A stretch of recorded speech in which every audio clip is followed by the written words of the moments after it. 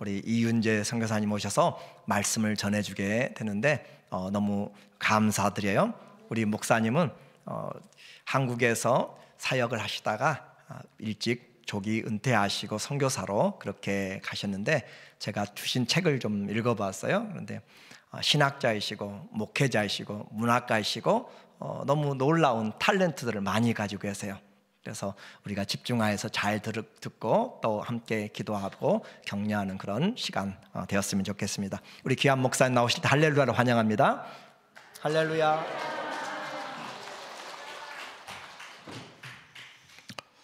할렐루야. 오늘 만나서 반갑습니다. 저는 우간다에서 선교하다가 안식년을 맞아서 잠시 미국에 온 이윤재 선교사입니다. 6년 전에 조기 은퇴하고 아프리카 한 번도 가보지 못한 아프리카에 가서 생존하고 돌아온 것이 다행이다, 이런 생각을 합니다. 이렇게 귀한 설교의 기회를 주신 성 목사님과 또 우리 교인들 감사하고, 천상이 너무 좋아서 다음 주에 제가 이 교회를 나오고 싶은 생각이 납니다. 열심히 봉사하고 성실하게 일하시는 모습이 역력하고, 성가대가 수가 적지만 굉장히 파워풀했어요. 그래서 아프리카에 한번 오시면 좋겠다고 생각이 됩니다. 감사하고, 저는 오늘 여러분과 함께 스가랴의 말씀을 함께 나누기를 원하는데, 스가랴는 성경에 나오는 선지자 중에 하나인데, 이분이 얼마나 위대한 분인지 저는 몰랐어요.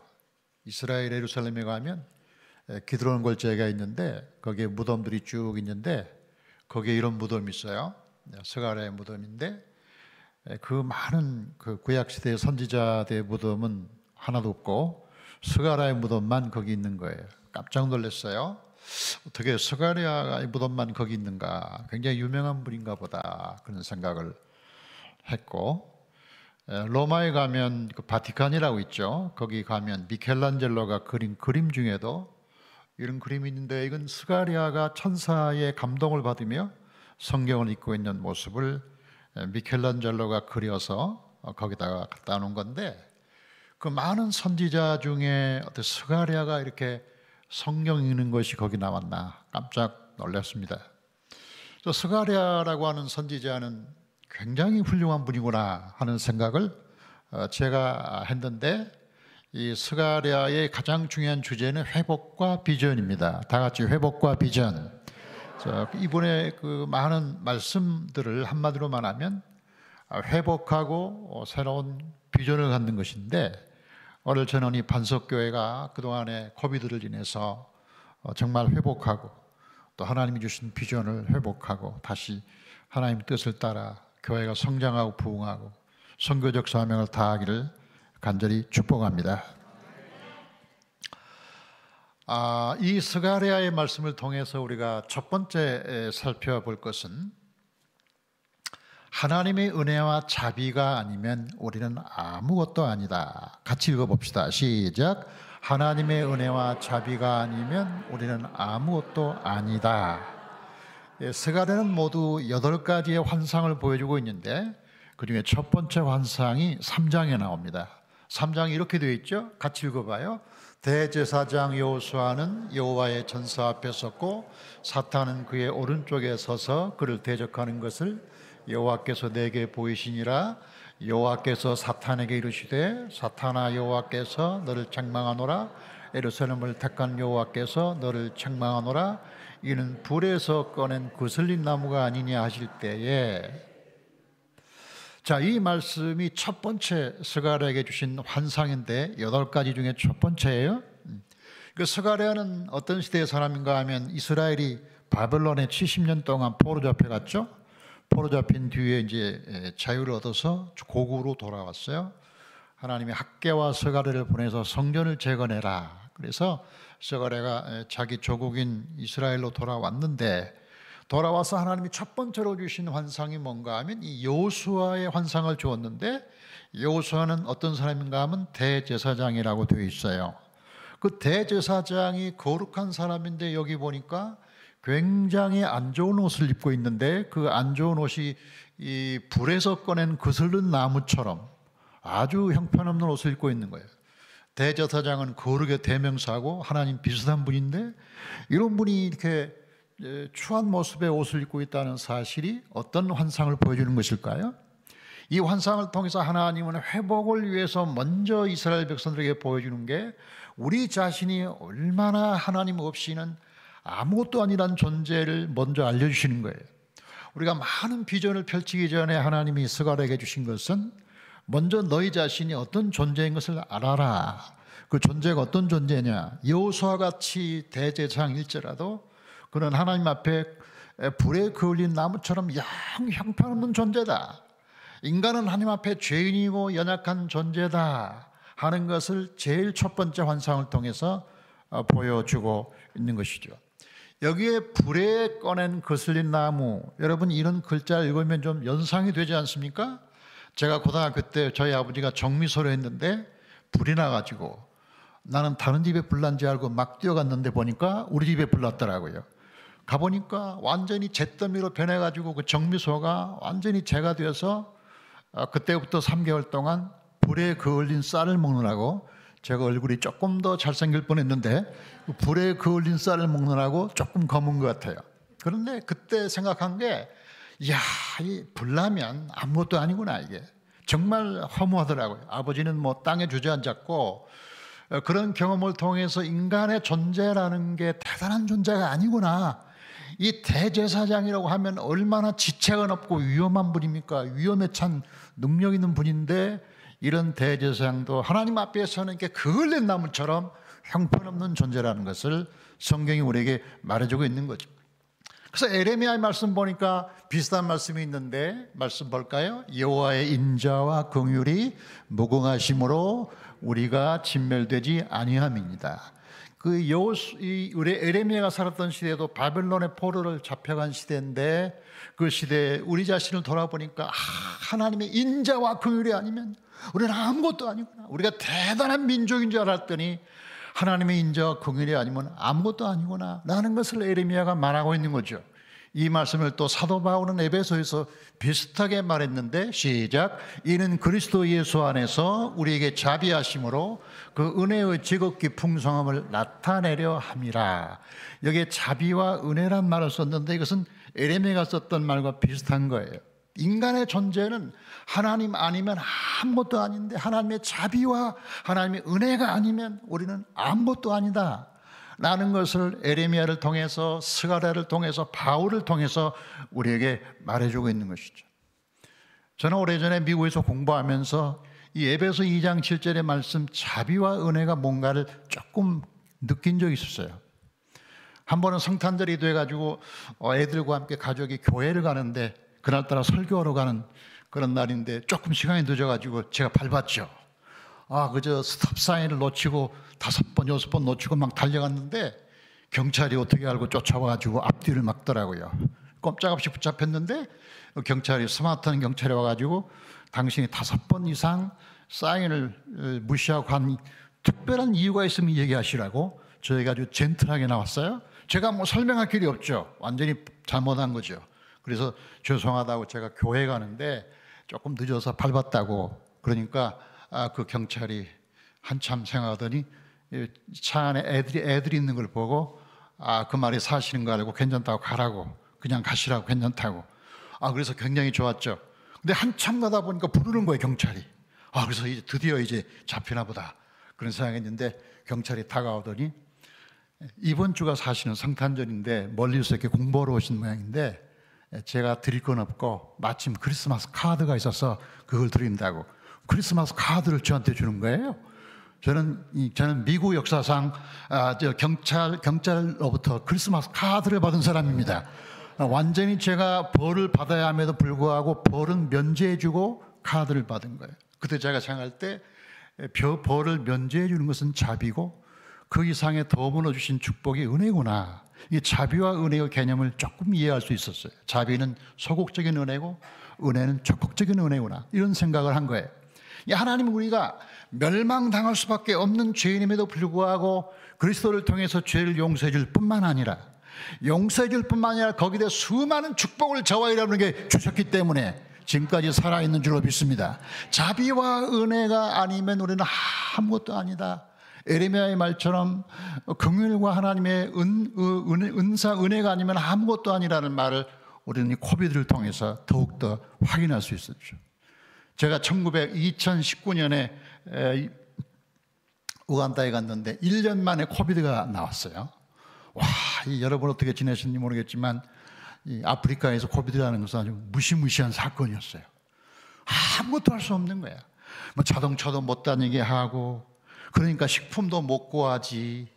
그리고 또 제가 일하는 곳은 또 가장 또 늪지대가 많은, 모기가 많은, 얼마나 모기가 많은지, 모기가 얼마나 저를 사랑하는지 말로 못하는 그런 데에서 그나마 아무데도 못 다니니까 뭐 꼼짝없이 집에 있는데 더위는 또 얼마나 더웠습니까? 그 속에서 경험하는 것이 인간의 존재라는 것, 대단한 존재가 아니구나 라는 사실을 깨닫게 됐어요. 여기저기 사람들이 죽어가는데 그 60쯤 된 태권도 선교사가 왔어요. 태권도는 무장한 분이에요. 태권도는 무장한 선교사도 그 코비드에 걸려서 63일 만에 돌아가시더라고요. 처음에는 코비드가 아닌 줄 알았다가 건강하신 분이, 그러다가 또 어떤 여전사님, 순복음교회 여전사님이 굉장히 몸이 아파서 그분이 이제 죽게 생겼는데 그때는 비행기가 안 뜰 때, 비행기가 안 떠. 그래서 순복음교회에서 1억을 보냈다나 해가지고 그분만을 위해서 비행기가 한국까지 갔는데 한국에서 돌아가셨어요. 이야, 인간은 너무 연약한 존재. 코비드 시대의 아프리카는 병원 앞에 여기저기 시체가 쌓여있고 한국에서는 볼 수가 없는, 미국에서는 상상도 할 수 없는, 왜냐하면 아무 대책이 없으니까. 초기에는 또 아무런 또 약도 없었잖아요. 그렇죠? 병원마다 실려오는 환자들 죽는 소리, 그 코비드에 안 걸리는 게 제일 큰 축복이라고 생각할 수밖에 없는 그런 속에서 야, 인간은 얼마나 연약한 존재인가 라는 사실을 뼈저리게 느낄 수가 있었습니다. 여러분 어떻게 지내셨어요? 코비드 시대 미국은 조금 나았나요? 심리적인 불안은 더 하셨죠. 제가 신문 보니까 아프리카 사람보다 오히려 미국 사람이 더 많이 돌아가셨더라고요. 유럽 사람, 문명국일수록 더 많이 돌아가셨어요. 이 아프리카에 시인이 하나 있는데 달렙이라는 시인인데요, 이 달렙이라는 시인이 그런 글을 썼더라고요. 아무것도 아닌 그 하찮은 것에 의해 흔들리는 인류, 그리고 무너지는 사회, 코로나 바이러스라 불리우는 작은 미생물이 지금 온 지구를 뒤집고 있다. 단 며칠이면 충분했다. 확신이 불확실로, 힘이 연약함으로, 권력이 연대감과 협조로 변하는 데는 인간은 다만 수많아 쉬는 작은 먼지일 뿐임을 깨닫는 것도, 인간의 업적이라는 것도, 성공이나 행복이라는 것도 어느 한순간 물거품에 지나지 않는다는 것을 깨닫는데 단 며칠이면 충분했다. 그렇지 않습니까? 많은 시간이 필요가 없었어요. 단 며칠 만에 수많은 사람이 죽어가는 걸 보고 인간은 너무 약하고 연약한 존재구나 하는 것을 깨달을 수가 있었어요. 그때 제가 불렀던 찬양을 부르면서 얼마나 많이 울었는지 몰라요. 영광의 하나님, 그 4절 찬양 가사를 보면 질그릇같이 연약한 인생 주 의지하며 늘 강건하리. 온 백성 지으신 만왕이시니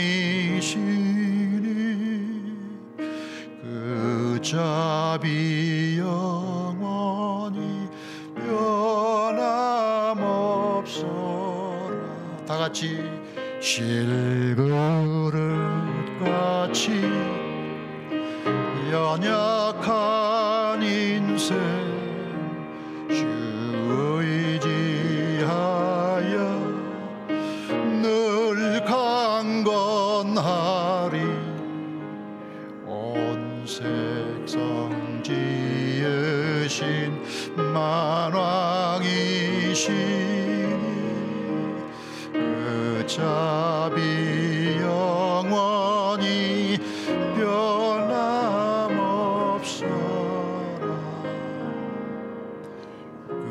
붙잡이 영원히 변함없어라.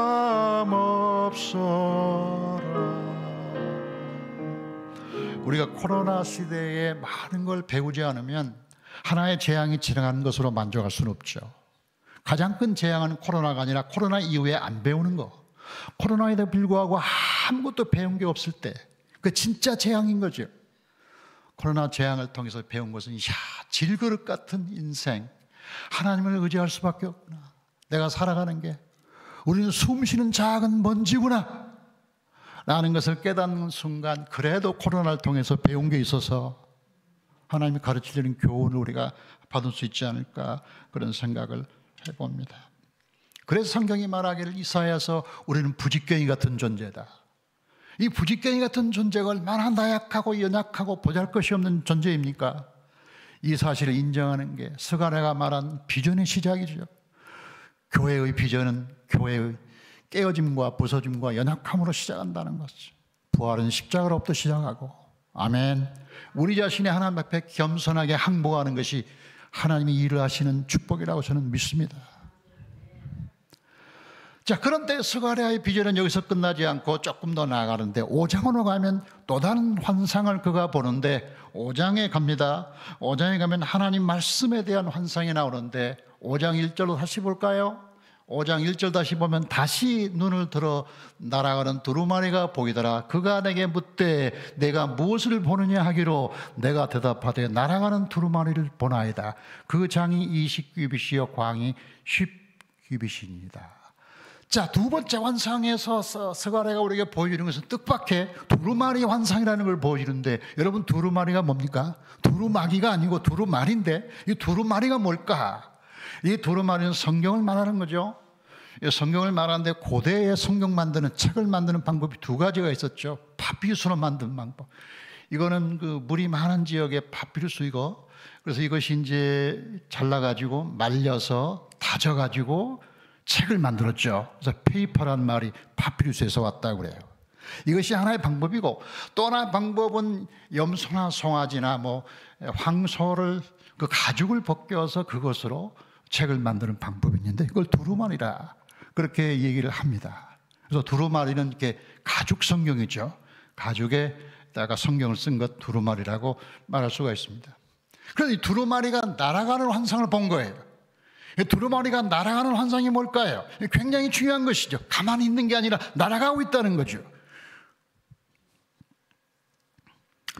자, 이 말씀이 어떤 것인가 다시 말씀으로 들어가게 되면 거기에 있죠. 거기에 말씀 보면 5장 3절과 4절에 그가 내게 이르되 온 땅 위에 내리는 저주라. 도둑질하는 자는 그 이쪽 글대로 끊어지고 맹세하는 자는 그 저쪽 글대로 끊어지리라 하니, 만군의 여호와께서 이르시되 내가 이것을 보냈나니 도둑의 집에도 들어가며 내 이름을 가리켜 맹세되어 맹세하는, 망령되어 맹세하는 자의 집에도 들어가서 살으리라. 자, 이 하나님의 말씀인 두루마리가 날아가는 곳마다 매우 좀 부정적으로 쓰였어요. 끊어지리라, 아니면 사르리라. 별로 그렇게 긍정적이진 않는데, 이 하나님 말씀이 들어가는 곳마다 뒤집어지고 깨어지고 분화되는 역사가 일어나는 거다. 끊어지리라. 그 다음에 거기 보면 사르리라.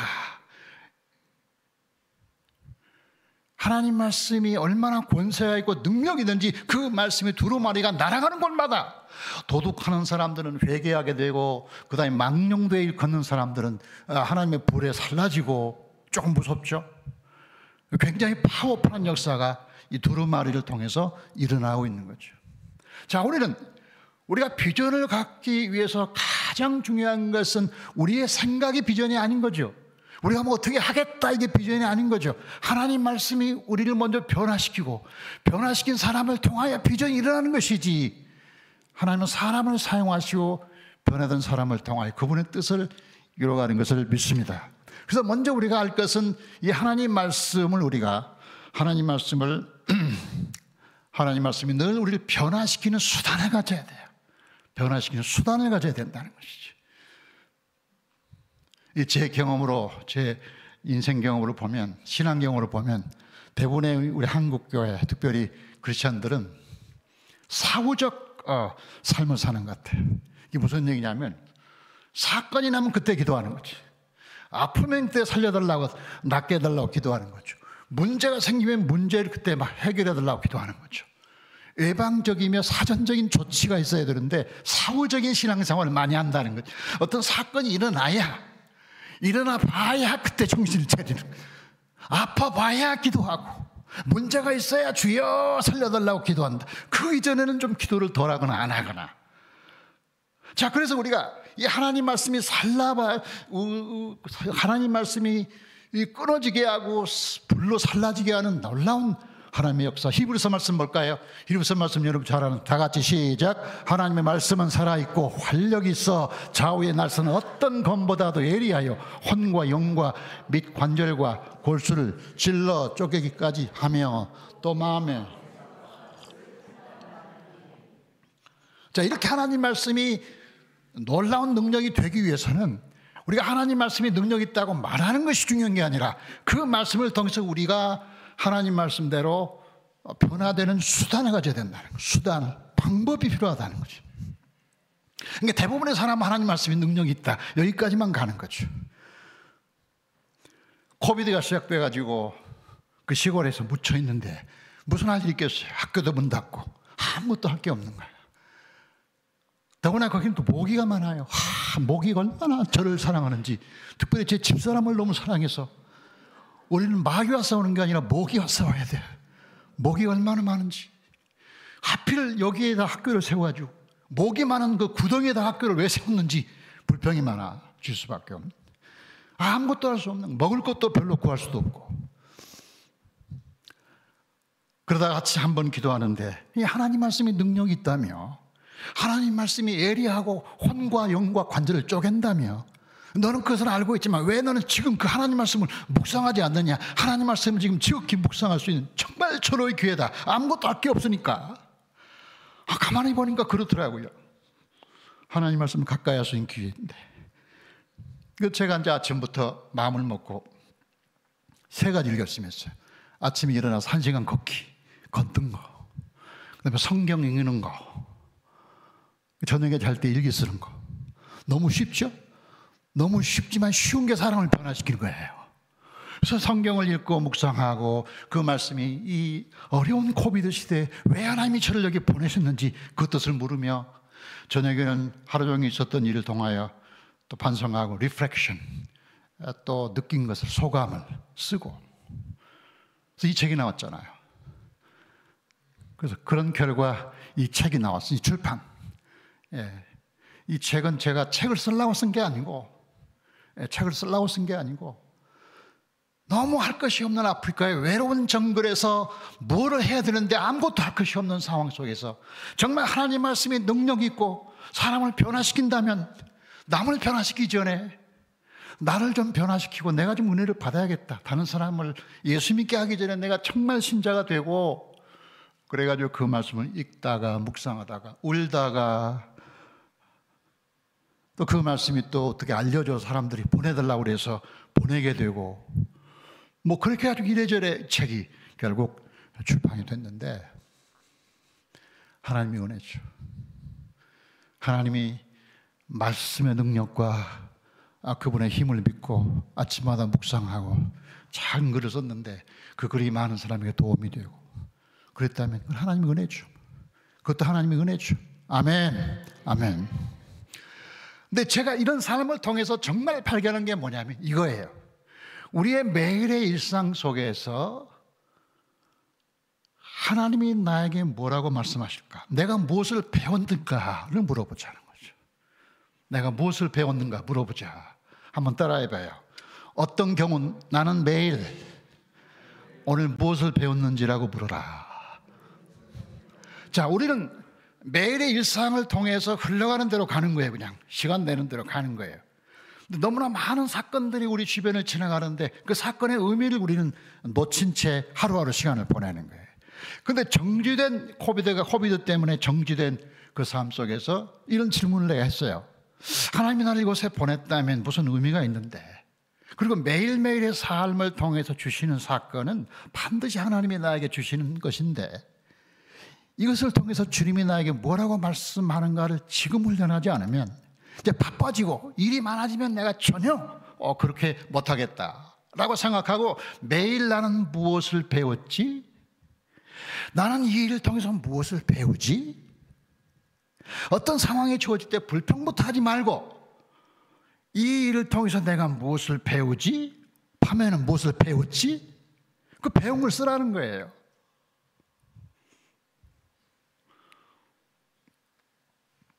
아프리카 여러분 아시다시피 너무 열악한 곳이에요. 여러분이 상상보다 열악해요.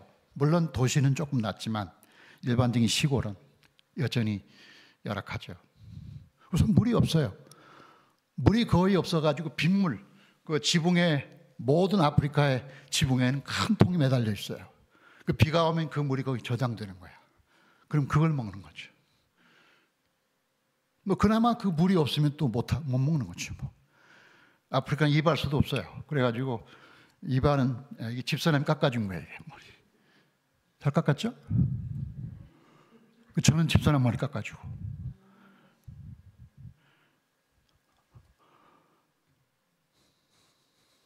전기가 이게 들어오다 말다 기분 나쁘면 안 들어오고 기분 나면 들어오고 전기가 계속 밤에 끊기지만 않아도 굉장히 은혜로운 날이죠.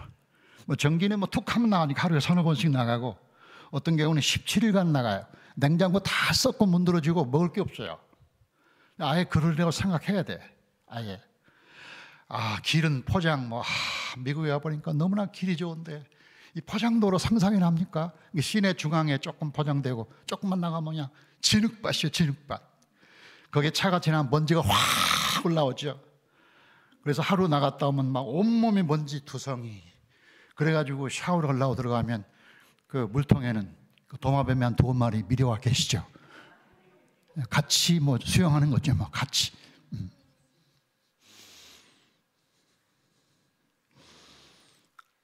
자, 그런 상황에서 아프리카가 가난하다는 사실을 아는 것이 중요한 게 아니라 그럼 이 상황을 통해서 내가 무엇을 배울까를 물어야 나의 삶의 변화가 오지. 아프리카 왜 이렇게 가난해? 이 놈들 왜 가난하게 살지? 뭐 경제적, 정치적 이유를 아무리 얘기해도 우리 삶은 아무 도움이 안 되는 거예요. 내가 이 상황에서 무엇을 배우지라고 묻지 않으면 그래서 남의 얘기가 될 수밖에 없는 거지. 여러분 그런 상황에서 무엇을 배우시겠습니까? 저는 그런 상황에서 이런 생각을 했어요. 저는 분당에서 목회했거든요. 이 분당이라는 데가 거의 천당 밑이라고 그러잖아요. 어떤 사람 천당 위라고도 그러고.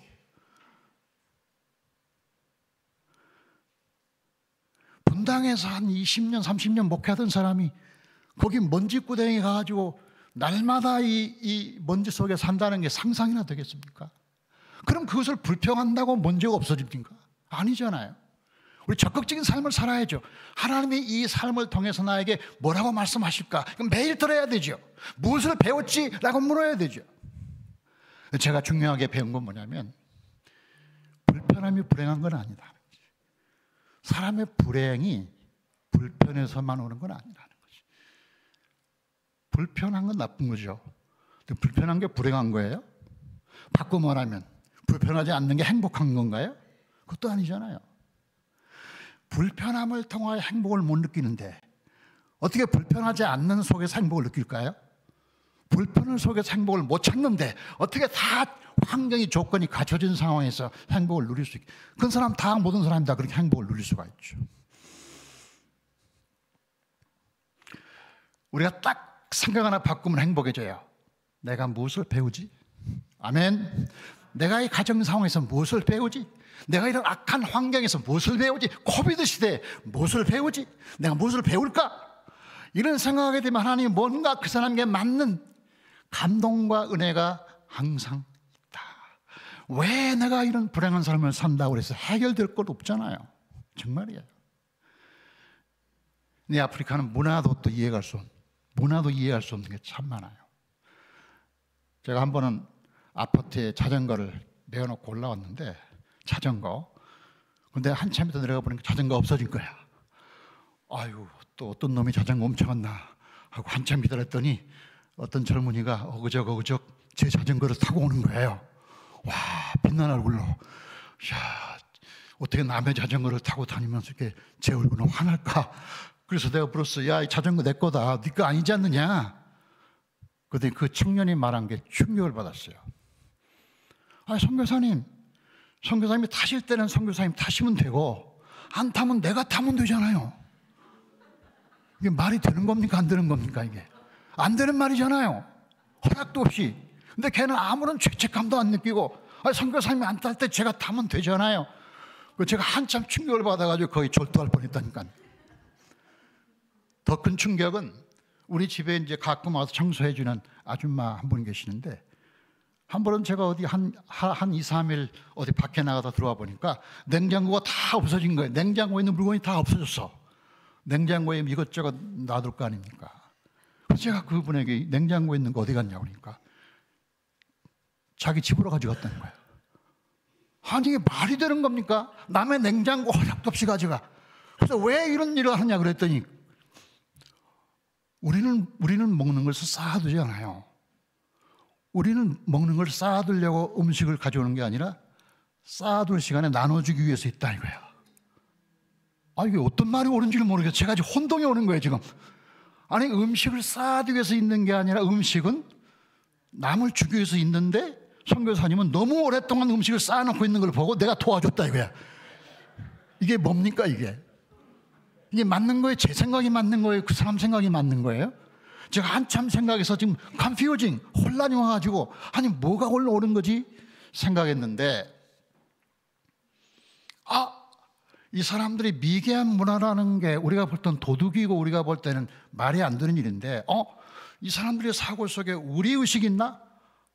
우리가 함께 나눠야 된다고 생각하나? 나누는 게 삶이라고 믿고 있나? 그렇다면 이 사람들이 맞는데? 우린 너무 쌓아놓고 사는 거 아닌가? 남은 안 주고 우리가 무조건 쌓아놓고 쟁여놓고 사는 게 아닌가? 우리 문화라는 게. 남들이 배고프고 굶어 죽는 거 아무 상관없어.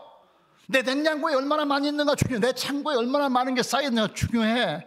내 계좌번호에 계좌에 얼마나 많은 돈이 모여있으면 되는 거야 라고 생각하는 것이 아닌가 라는 것을 그 사람들 저기 가르쳐 주는 거예요. 제가 그날 엄청 회개하고요, 그 생각도 맞다. 사도행전적 생각이다 이게. 그 어떤 경우든지 이 일을 통해서 배우려고 마음먹으면 배운다 이 말이야. 어떤 경우든지 불평하려고 마음먹으면 불평이고. 아멘. 나중에 보니 그게 우분투라는 아프리카의 사고에서 왔더라. 우분투라는 게 뭐냐면 우리가 있기 때문에 내가 있다. 우리는 생각하죠. 내가 있기 때문에 우리가 있다 생각하죠. 개인주의적이잖아요. 그 사람들은 우리가 있기 때문에 내가 있다. I am here because we are here. 우리가 생각할 때 미개하고 가난한 사람들이지만 그 사람들이 가족들을 사랑하고 이웃을 사랑하는 마음이 있다면 우리가 배워야 될 것이잖아요. 배워야죠. 이 배울 게 얼마나 많은지 몰라요. 우리가 정말 마음의 문을 열고 하나님이 나에게 뭘 가르쳐주지, 뭘 배울까라고 생각하면 여러분 집에 가서 얼마든지 많이 배울 수 있고요, 교회 와서도 얼마든지 많이 배울 게 있고요, 어떤 사람을 봐도 그 사람이 나에게 엄청난 교사요, 스승이요, 멘토요. 그렇게 사는 게 행복인 줄로 믿습니다.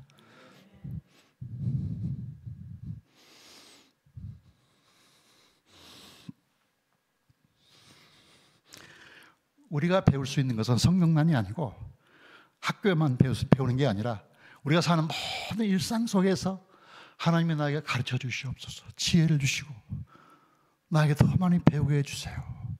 겸손한 마음을 가지면 모든 사람이 교사라고 저는 봐요. 거리에서 만나는 모든 사람이 우리의 스승일 수 있어요. 우리에게 주어진 모든 역경과 모든 환난도 좋은 교과서일 수 있어요. 생각 하나 바꾸면 내가 무엇을 배웠지? 무엇을 배울까? 겸손한 마음. 아멘. 자, 그런데 이 말씀은 우리에게 더 본질적인 얘기를 하고 있는데, 이 두루마리가 날아갔다는 거예요. 다시 성경 말씀 우리가 보면, 다시 돌아가면 이 성경 두루마리가 날아가고 있다는 거예요. 문법적으로 보면 날아가는 두루마리, 지금 날아가고 있어요. 지금. 그러니까 이게 날아가다 말다가 그게 아니고 과거에 날아갔다는 게 아니라 현재 진행형으로 내가 다시 눈을 든 즉 날아가는 두루마리가 보이더라. It was flying over the sky. 하늘 날아가고 있어. 지금 날아가고 있다는 거예요. 그러니까 이 하나님의 말씀인 두루마리가 한 군데 가만히 모셔져 있는 게 아니라 그 두루마리가 날아가고 있는데 그 크기를 보니까요, 장이 20규빗이요 광이 10규빗인데 이거를 어떤 학자가 계산해 보니까 성전 크기래요. 예루살렘 성전의 크기가 이 크기라는 거죠. 다시 말하면 이 두루마리가 날아간 것은 하나님의 성전이 날아가고 있다는 거죠. 하나님의 성전이 어떤 한 군데 세워져 있는 것만이 아니라 그 성전이 말씀이 육신이 되어 전 세계로 이렇게 날아가고 있다는 것을 보여준다는 거죠. 이게 스가랴가 보여준 가장 중요한 메시지 중에 중요한 것은 하나님이 주신 말씀과 교회와 그리고 하나님의 성전은 한 군데 가만히 모셔 있는 게 중요한 게 아니라 flying over the sky, flying over the world, 전 세계를 향하여 계속해서 날아가는 거, 날아가고 있는 상태, 이게 중요한데 이걸 요즘 용어로 말하면 그저 선교라고 할 수 있지 않을까.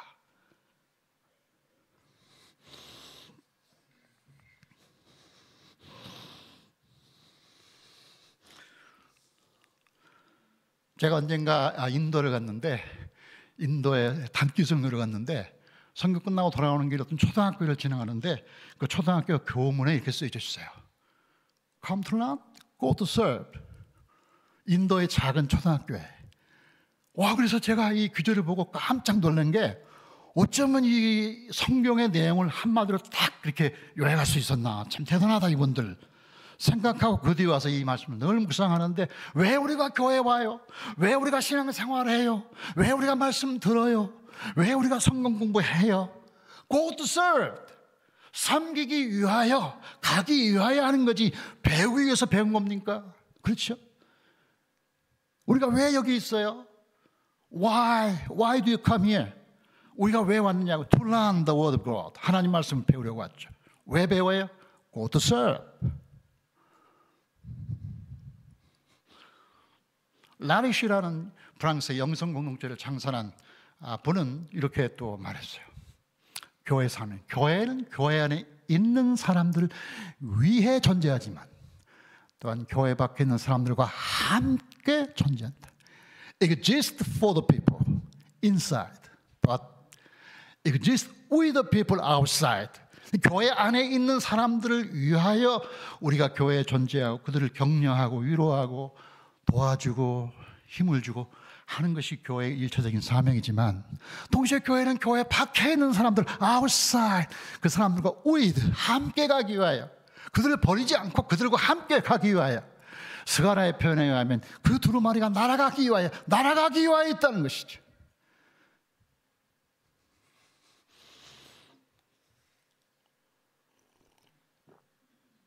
코비드 이후에 세계 선교가 엄청 약화됐어요.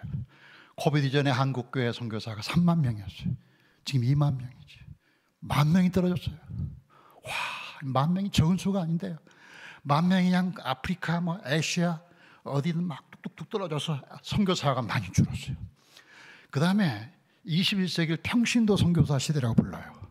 영국 선교사의 70%가 평신도들이에요. 근데 한국 선교사는 30%밖에 없어요. 목회자만 선교사가 되는 게 아니에요. 선교사가 더 쓰임받을 수 있는 가능성은 평신도가 더 많아요. 교사였든 의사였든 무슨 엔지니어였든 자기의 기술과 자기가 하던 일을 가지고 남은 인생을 섬기는 거죠. 그러니까 훨씬 더 많은 가능성이 평신도에게 있는데, 한국교회 평신도 선교사가 확 줄고 교회마다 어려워서 선교비를 줄이고,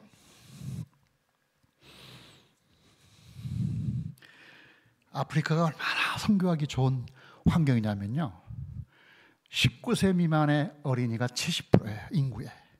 인구의 70%가 19살 미만이라 이거야. 그리고 영아부, 유치부, 초등학교, 고등학교, 대학교까지. 그러니까 얼마나 많은 젊은이가 있어요. 한국에, 미국에 젊은이가 없다고 탄식만 하지 말고 거기 가면 와글와글 박짝박짝 그냥 모여라 그러면 그냥 망고나 말에 한 500명 모이니까 그냥 말 한마디 하면 너무너무 많은 사람들이 거기 있는데 우리는 여기서 애들 없다고 단식하고 아무것도 안 하고 세월을 보내고 있어요. 50, 60, 70 될 때까지. 단기 선교를 많이 보내서 좀 도전을 받게 하고, 이 많은 아이들이 거기 있구나, 몰랐네. 저는 이제 아프리카의 그 우간다의 레이크 빅토리아 호수가 있거든요. 그 빅토리아 호수는 세계에서 두 번째로 큰 호수예요. 우리나라 남한에 한 70% 된다 그래요. 엄청 커서 그 호수 안에 섬이 3,000개가 있어요. 안 믿으시죠? 3,000개. 근데 그 섬 사람들은 말하기를 자기들은 바다에 산다고 믿고 있어요. 지금도. 왜냐, 한 번도 밖에 나가 본 적이 없으니까. 엄청 큰 호수, 빅토리아 호수. 여기에 6,650km를 흘러가지고 나일강으로 가잖아요. 나일강의 문명을 일으켰고, 그리고 지중해로 빠지잖아요. 그 나일강의 문명이 세계 문명을 읽었잖아요. 그러니까 세계 문명의 시장이 빅토리아 호수라고 봐도 돼요. 그 빅토리아가 바로 우간다에 있다는 거죠. 저는 빅토리아 호수를 이렇게 볼 때마다 단순한 호수로 보이지 않고 저 호수가 6,600km를 흘러 나일강으로 해서 인류의 문명의 젖줄이 된 것처럼, 하나님, 우리도 여기서 많은 사람을 훈련하고 양육해서 저 물처럼 에스겔이 꿈꾸었던 생명의 물이 55개 아프리카 국가와 22개 중동 국가와 전 세계로 흘러가게 해 주시옵소서. 150년 선교 역사 중에 한 사람도 선교사를 못 보내고 있어요. 아프리카. 가난 때문일까요? 물론 가난이 중요한 이유죠. 다른 이유도 있죠. 어쨌든 우리는 그들을 훈련해서 아프리카 사람이 아프리카를 구원하도록, 한국 선교사도 많이 보내야 되지만 그것보다 아프리카 사람들을 훈련하고 양육해서 그들로 하여금 사명을 불러일으켜서 빅토리아의 호수의 물처럼 너도 흘러가라. 나이지리아로, 가봉으로, 콩고로, 그리고 남아공으로, 그리고 이집트로, 사우디아라비아로 흘러가라고, 저는 그런 생각을 많이.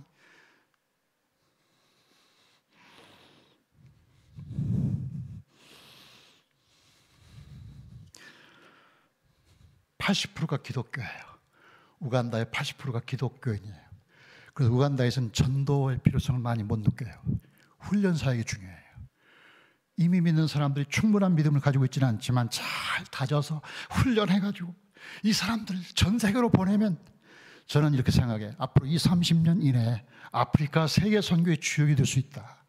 미국과 한국 다음에. 지금도 4억 5천만이 기독교인이잖아요. 와, 엄청난 잠재력을 가지고 있는 거죠. 자, 그럼 우리가 선교를 위해서 이 날아가는 두루마리가 되기 위해서 뭘 할 거냐? 두 가지만 제가 말씀드리고 마칠 거예요. 희생이 필요해요.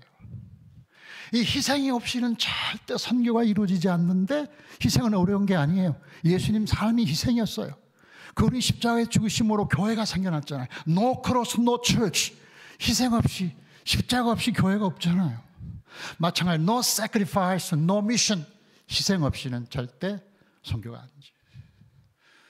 우리 아프리카 제가 사는 곳에 한 선교사가 왔는데, 선결교 선교사님인데, 이분이 이 케냐의 나이로비에서 신학교 학장으로 학생들을 가르치고 있었는데, 한 번은 그가 기도했더니 하나님이 감동했대요. 야, 너는 왜 항상 대도시에서만 선교하냐? 너 시골로 가라, 오지로 가라. 그래가지고 온 게 이제 제가 있는 시골로 온 거예요.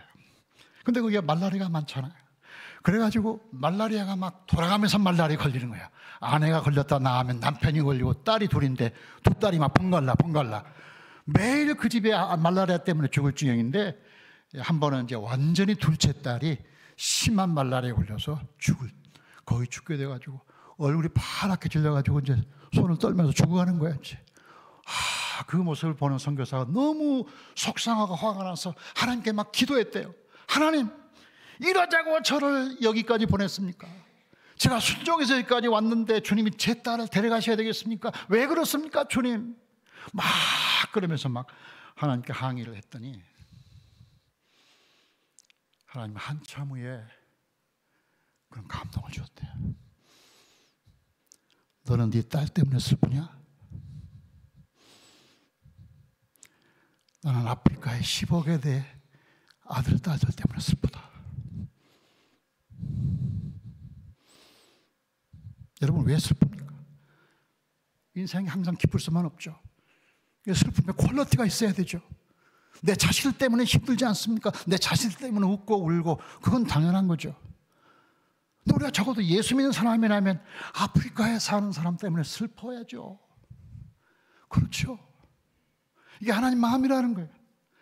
이 선교사도 굉장히 잘 준비된 분인데 그 하나님의 그 감동을 듣고 너무 충격을 받아서 회개하면서 짐 싸가지고 이제 시골로 와서 선교를 시작했는데 지금 엄청난 뭐 유치원, 초등학교, 뭐 고등학교, 신학교까지 엄청난 선교를 대단한 선교를 이루었는데 그것은 하나님께 항복한 사람이 주신 축복이라고 저는 믿습니다. 저는 선교 할 생각을 많이 꿈꾸지 않았는데 제가 이제 목회 60이 넘어서 목회를 하다가 선교에 대한 하나님의 소명을 자꾸 주시는 거예요. 자꾸 그 마음을 주셨어요. 근데 제 마음에 거기 안 돼, 가면 안 돼. 나 여기가 좋아, 여기 목회가 좋아. 자꾸 생각이 없도록 막 나를 막 사탄아 물러가라고 그랬어요. 근데 안 물러가더라고 그게. 그래서 결국은 제가 이제 결심을 하고 선교 가기로 마음 먹고 부모님께 말을 드려야 하는데 부모님께 말을 드릴 마음이 안 생기는 거예요. 너무 미안해서. 그냥 목회하면서도 부모님 효도도 못하고. 그러나 말은 해야잖아요. 떠나니까. 떠날 때 얼마 안 납두고. 어머니 아버지 모시고 어렵게 말을 꺼냈는데 아버지는 치매예요. 그래서 무슨 말인지 못 들어요. 근데 어머니만 이해하는데 얘기하기를 제가 목회 좀 일찍 끝내고 선교하러 나가 아프리카로 가겠습니다. 어렵게 제가 눈치를 보면서 얘기했더니 어머니가 그러시는 거예요. 야, 세상에는 두 종류의 자식이 있다고 하더라. 하나는 늘 부모 옆에서 부모에게 효도하는 착하고 예쁜 그런 자식이 있고 또 하나는 멀리 있지만 그 부모에게 멀리 떨어져 있지만 자랑스러운 자식이 있다고 하더라. 너는 자랑스러운 자식이야. 괜찮아. 자랑스럽다. 가라. 그래가지고 제가 제 자랑스러운 아들이 됐잖아요. 평생 자랑스러운 적이 별로 없는데. 근데 이 코비드가 와가지고 비행기가 못 다니니까 꼼짝 못하고 있었는데 아버지가 이제 돌아가신다 연락이 오는 거예요. 동생들한테. 형, 아버지가 내일 모레 해요. 근데 비행기가 안 뜨는 상황인데, 야, 여러분 그 상상이나 할 수 있겠습니까? 그 고통을. 그래가지고 이제 막 기도하기를 제발 아버지가 이 코비드 이후에 비행기가 뜬 다음에 돌아가시게 해달라고, 수명을 연장해달라고 막 기도했는데 하나님 기도를 들으시고 비행기가 뜬 다음에 한국에 왔는데 제가 이제 보는 앞에서 돌아가셨는데, 돌아가시기 얼마 전 제가 한국에 와서 인사를 드렸더니 그 분이 그러시는 거예요. 제가 떠날 때가 되니까 이 목사 한약 한 잔 하고 가.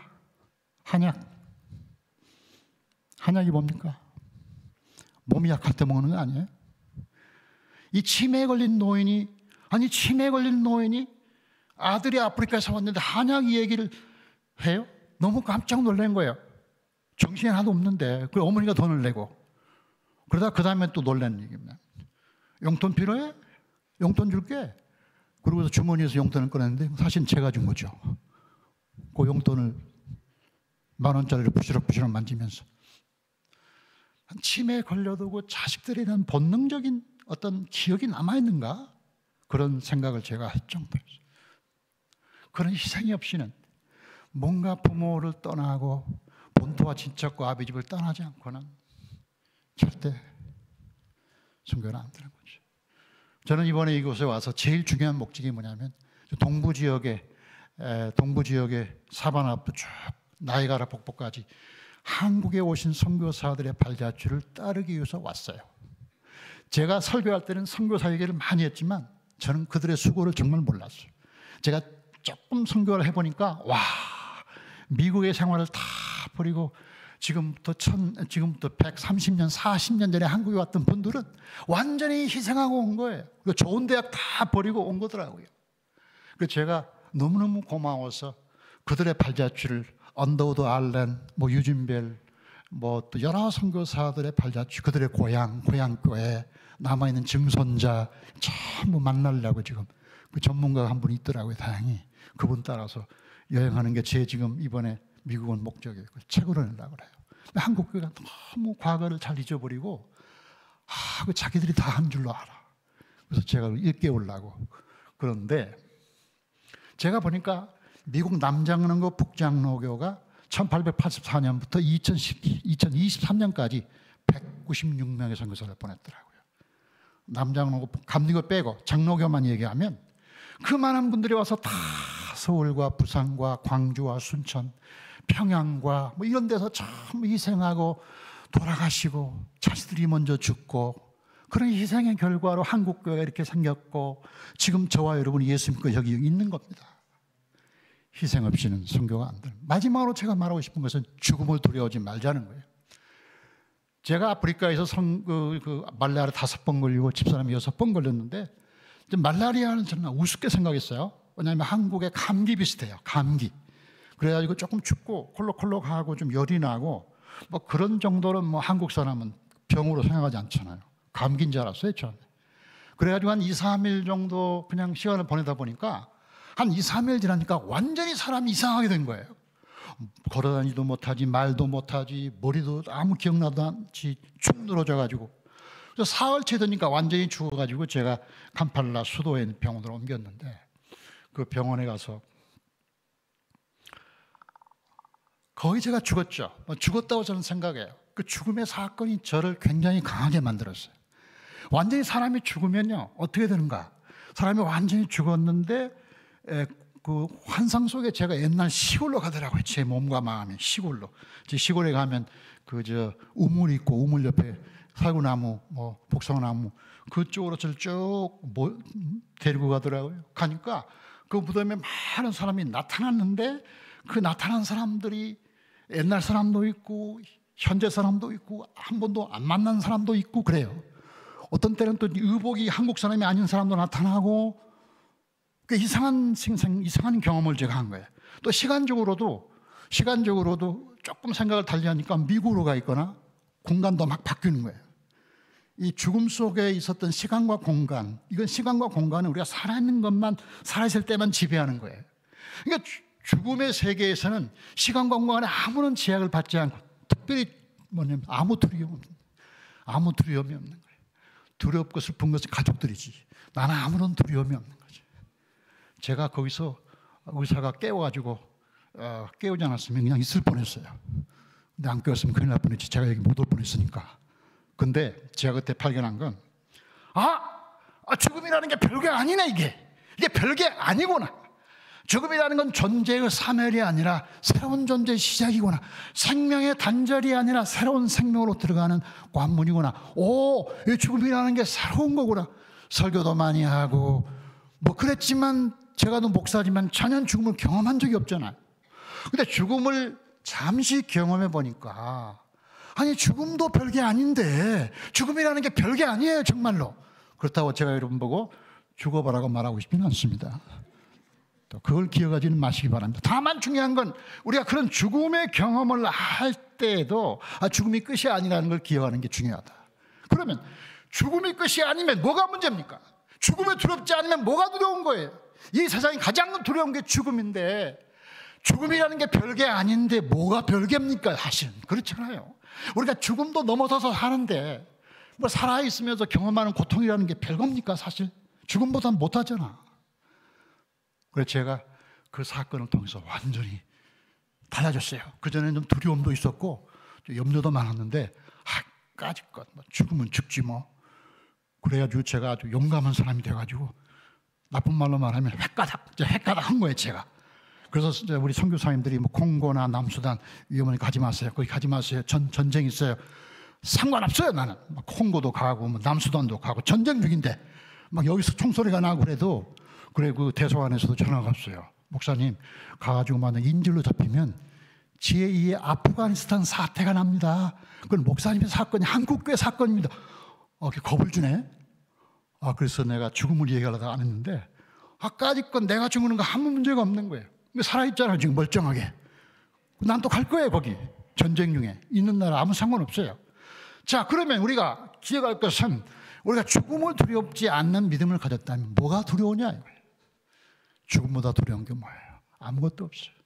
제가 섬기는 구미대학에 학생들 제가 가르치는데 한 번은 미국 선교사가 방문했어요. 미국 선교사가 학생들 보고 여기에 다른 선교사는 없습니까? 하고 물었어요. 제가 이 앉아 있는데 근데 학생들이 선교사가 없다는 거예요. 내가 선교사인데 여기 한국 선교사 있다고 말해야 될 거 아니에요. 내가 장학금도 주고 했으니까. 근데 얘들이 아무 말도 않고 여기 다른 선교사 있습니까? 했더니 아무 말도 안 하는 거예요. 제가 좀 약간 화가 났죠.